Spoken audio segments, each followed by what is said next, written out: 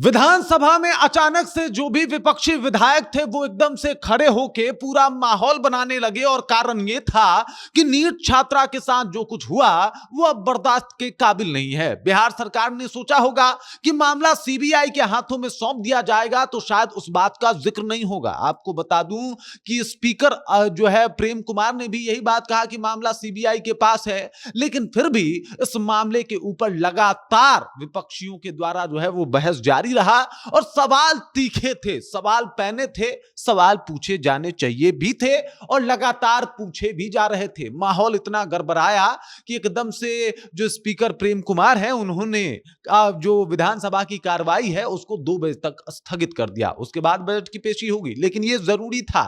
जरूरी इसलिए था क्योंकि यह मामला पूरे अब बिहार के अस्मिता से जुड़ी हुई है। नीट छात्रा के साथ जो कुछ हुआ और उसमें जो भी पुलिस की लापरवाही सामने आई, इसको लेकर सरकार के ऊपर और पुलिस के ऊपर लगातार सवाल खड़े हो रहे हैं। पूरी कहानी क्या है, सब कुछ से आपको रूबरू कराएंगे, सब कुछ से जो है आपको कहीं ना कहीं जानकारी आप तक पहुंचाएंगे। लेकिन उससे पहले मेरा परिचय जान लीजिए। मेरा नाम है रजत और आप जनता जंक्शन देख रहे हैं। आपको बता दूं कि अभी जो है बजट सत्र चल रहा है। कल से बजट सत्र की शुरुआत हुई और आज बजट सत्र का दूसरा दिन है। आज बजट पेशी भी होने वाला है। आज वित्त मंत्री विजेंद्र यादव जो है वो 2 बजे से जो है वो बजट पेश करेंगे। लेकिन इससे पहले जो विधानसभा का सदन है वहां पे हंगामा देखने को मिला। हंगामा का वजह नीट छात्रा के साथ जो कुछ भी हुआ उस शंभू गर्ल्स हॉस्टल में, और उसके बाद पुलिस का जो लापरवाही वाला माहौल सामने आया, जो लापरवाही वाला उनके चीजों को लोगों ने देखा कि साहब किस तरीके से पुलिस ने एक लड़की जिसके साथ पता नहीं क्या क्या हुआ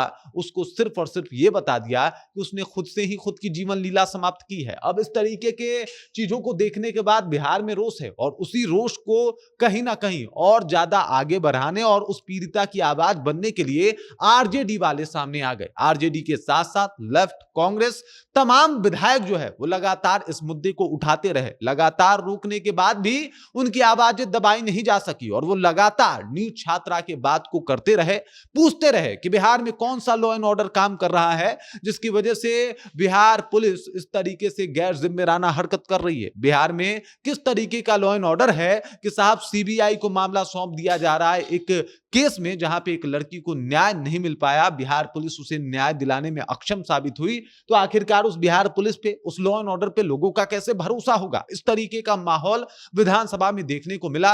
हंगामा धीरे धीरे बरपने लगा। बातचीत जो है वो अब तेज तर्राक आवाजों में जो है वो गूंजने लगी। सारे विधायक जो है वो सदन में खड़े होकर लगातार सरकार के ऊपर उंगलियां उठा रहे थे, खास करके सम्राट चौधरी के ऊपर जिन्होंने कहा था कि वो लॉ एंड ऑर्डर बेहतर बना देंगे। लगातार वो आरजेडी विधायकों के टारगेट पे रहे और लगातार उनसे सवाल पूछा जाना जो है वो शुरू हो गया। हालांकि इस बात को लेकर कई तरीके की बातें भी आई, लेकिन सवाल ये है कि किसी छात्रा के साथ अगर कुछ होता है तो क्या उसके ऊपर बहस होना चाहिए या फिर उसे न्याय मिलना चाहिए। क्योंकि अगर इसके ऊपर सत्ता पक्ष बहस करने को जो है वो तैयार खड़ा होता है या फिर बहस करने लगता है तो ये तो सवाल उठेगा ही कि साहब आपके सरकार में कुछ हुआ है, आपको तो नजरें झुका के विपक्ष की बातों को सुनना भी चाहिए और उसे आत्मसात भी करना चाहिए। न्याय में अगर देरी हो तो वो अन्याय के कैटेगरी में ही आता है। हमारे धर्मशास्त्र में ये भी कहा गया है, हमारे धर्मशास्त्र ने ये भी देखा है कि एक महिला के अपमान के बाद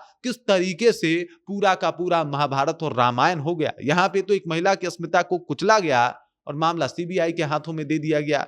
न्याय उस महिला, उस छात्रा से बहुत दूर दिखाई दे रहा है और शायद यही वजह है कि विधानसभा से लेकर सड़क तक हर जगह नीट छात्रा का जो मामला है वो उठाया जा रहा है और लगातार सरकार से सवाल पूछे जा रहे हैं। सवाल थोड़े तीखे हैं और मुझे लगता है इससे भी तीखे होने चाहिए। बाकी इस खबर, इस जानकारी को लेकर आप क्या सोचते हैं, आपके जहन में क्या कुछ चल रहा है, कमेंट कीजिए, अपना विचार हम तक पहुंचाइए।